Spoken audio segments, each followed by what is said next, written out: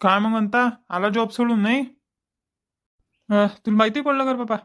म्हणजे इतक्या लवकर पसरली गेला का गोष्ट? वडिया लागते डाटा ट्रान्सफर व्हायला काहीच नाही, 5 मिनिटं नाही लागत म्हटलं गावात. आता म्हटलं वावरातलं करू मग. आता आता आई बाबाच्यानंच कदलं होईन रे, करत लागेनच की तसे कधी ना कधी तर कधी ते जॉबचं गळा काही जमलं नाही, मग दिलं डोकं दुखे. चाललो आलो मग.